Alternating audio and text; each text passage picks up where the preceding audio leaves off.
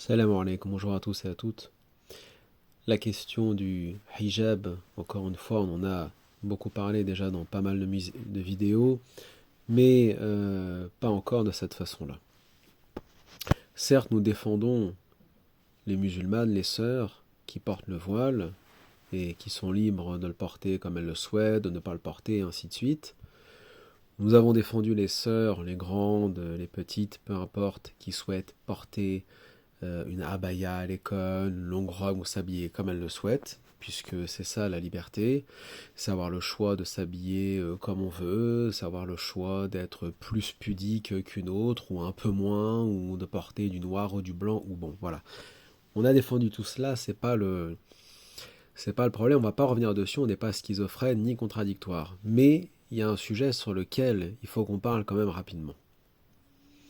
C'est la question du voile qui est devenu le centre, le cœur, l'unité centrale, hein, le cerveau, on va dire ça comme ça, de l'islam, de toute une masse de femmes, jeunes et moins jeunes, peu importe, issues de familles musulmanes ou pas, qui pensent que ça y est, j'ai un hijab, j'ai accompli mon islam. Genre même le hijab est devenu un peu comme est à l'image, on va dire, de l'isoloir chez les, l'isoloir, le confessionnal, pardon, chez les catholiques, chez les chrétiens. C'est-à-dire, en gros, le dimanche, je vais à l'église voir mon prêtre ou mon curé. Voilà, je rentre je viens me confesser, n'est-ce pas? Et donc, à partir du lundi, je peux retourner vivre avec le diable. Ça me pose absolument aucun problème. Du lundi au dimanche, je suis dans le haram, je m'en fiche. Le dimanche, je suis lavé de mes péchés, je recommence le lundi. Hijab est devenu cela pour toutes ces hijabeuses, niqabeuses, sitareuses, jilbabeuses, abayeuses et ainsi de suite. Parce que si on a défendu la liberté de s'habiller, de porter le voile, etc. à l'école et ainsi de suite, disons-le ouvertement, dans les écoles en France, et pas que, mais en Occident de façon générale, et surtout dans les pays anglo-saxons, énormément de jeunes filles, jeunes femmes qui portent, que ce soit la abaya, le voile et ainsi de suite, sont ces hijabeuses cosmopolites que nous critiquons depuis des années, qui n'ont ni aqida, ni fikra, ni minhaj, ni rien. Elles ne connaissent absolument rien de l'islam, c'est une catastrophe. Elles sont dans la street, elles braillent au téléphone, elles traînent avec des voyous, elles écoutent de la musique haram de Cassos, le rap, elles sont dans les bars à chicha. Mais attention, hein, Harry, hein, nous on est du minhaj, hein, on est de la salafia, wahhabia, on suit les hadiths et la sunna. Bon, tout ça est un sketch, hein, bien évidemment, et on dit long sur le niveau de cette communauté en France. Alors il y a quelques prédicateurs barbus wahhabis qui pensent que voilà, tout va bien, elles portent le voile, elles portent la abaya, elles portent le niqab ou le sitar, donc c'est bon, elles sont musulmanes. Non, elles ne sont pas musulmanes. C'est quoi l'islam? L'islam, c'est d'abord une i'tiqad, une croyance, une aqid, qui passe par kufr bit taghut et valider at-tawhid dans toutes ses khasa'is caractéristiques. Si je n'ai ni uluhiyya, rububiyya, etc., ni kufr bit taghut, et la majorité des musulmans ne savent même pas ce que ça veut dire, subhanallah, que c'est la base, c'est l'asl, din, ça fait partie des fondements. Et c'est quoi un tarout d'ailleurs? Enfin, qu'on fasse une vidéo là-dessus, même si on l'a déjà un peu fait. Là aussi, personne parmi ces filles ne le savent. Parce que c'est juste une mode, le voile aujourd'hui. C'est je porte un hijab et j'ai le champ libre pour aller faire la déglinguer. Voilà, je peux soutenir tel ou tel tarout de mon pays d'origine, chef d'État, ça passe. Ça contredit pas le Coran ou Sunnah, soi-disant. Bon. Je peux soutenir et prendre pour adoration tel ou tel joueur de foot, les Benzema et compagnie, c'est bon. Même si c'est les pires haramis délinquants, même les braqueurs, dealers, voleurs, gangsters, je les soutiens. Voilà. Tout est contraire à l'islam dans leurs moindres faits et gestes. Mais tu peux rien dire, Harry, parce que j'ai un hijab, tu comprends? C'est l'isoloir, le confessionnal chez les catholiques, c'est la même chose. J'ai mis un hijab, tu peux rien dire. Je peux faire n'importe quoi, aller à la chicha. Je vais à la chicha, j'ai un hijab, tu peux rien dire. Moi, bon, allez, allons-y. Euh, Dès que j'ai un hijab, j'ai accompli la moitié. J'ai les 77 branches de la foi. Hein, l'imam al-Bayhaqi, rahimahullah. J'ai accompli le cœur de mon din et de mon iman. Je suis déjà au paradis. Je suis dans Taïfa Mansoura, le groupe sauvé. Je suis déjà au paradis, là. Je touche les anges, tu vois. Ça y est, je suis arrivé. J'ai porté le hijab. Il n'y a ni aqida, ni minhaj, ni salat, ni zakat, ni dik, ni dua, ni tahajjud. Il n'y a rien. Il n'y a rien dans leur vie. Mais elles sont, comment dirais-je, déjà au paradis, en quelque sorte. Donc, C'est ça le gros problème de cette communauté.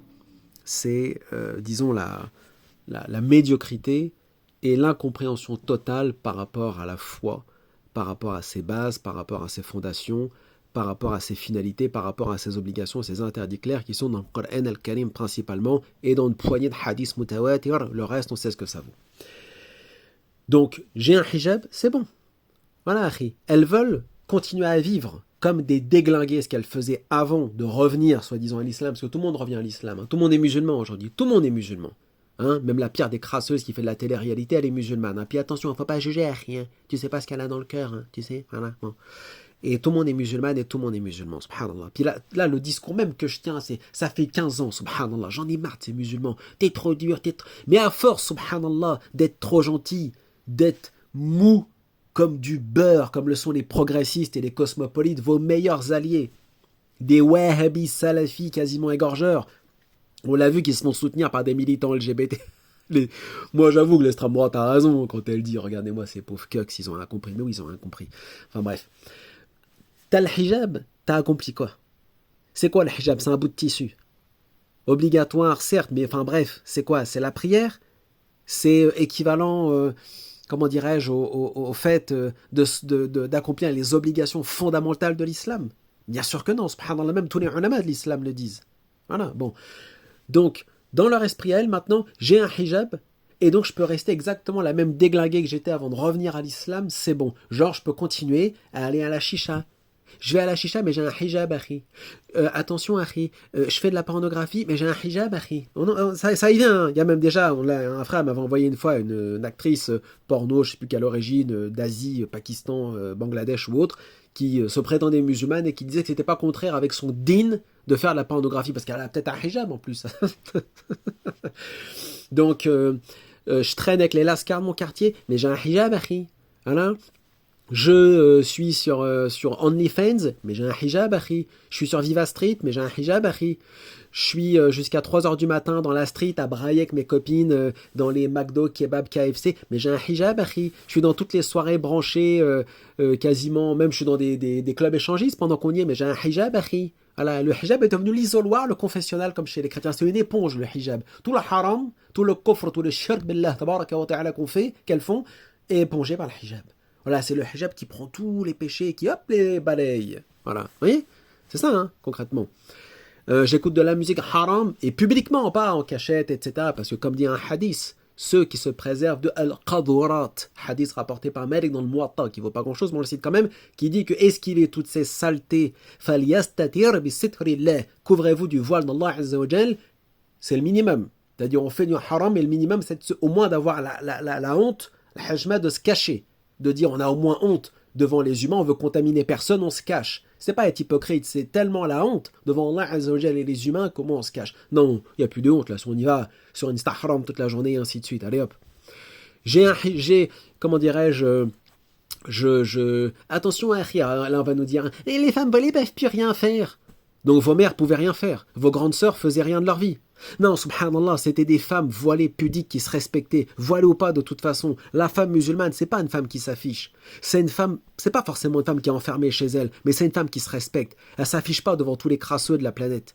Elle va pas se photographier à moitié nue sur internet avec son hijab ou faire exprès de montrer ses jolies mains ou ses pieds pour tous les crevards fétichistes de la planète. Et vous le faites exprès, subhanallah, il y a même des rubriques comme ça maintenant. Et elles le savent très bien. Elles savent ce qu'elles font. Elles savent ce qu'elles font. De la même façon que non, vos mères, vos sœurs, vos tantes, vos grands-mères, voilées ou pas voilées, elles savaient ce que c'était être une musulmane, c'est-à-dire être invisible devant les étrangers, qu'ils soient musulmans ou kafirin, ça ne change rien. C'est ça être une musulmane, c'est se respecter, c'est avoir du adab, du akhlaq, un bon comportement, une éthique, une morale.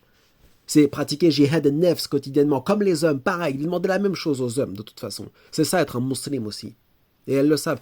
Mais elles veulent nous faire entrer exactement comme les musulmanes américaines et anglaises dans leur délire cosmopopo progressiste, comment dirais-je, gossip girl machin. Attention, j'ai un hijab et je saute en parachute, hein. J'ai un hijab et je suis pilote de Formule 1, j'ai un hijab et je vais sur la lune, j'ai un hijab et puis... c'est bon, stop, faut arrêter. Tout ce délire fraudo-marxiste progressiste, poubelle, khalas, terminé. On revient au Coran al-Karim et à ce qui nous est demandé.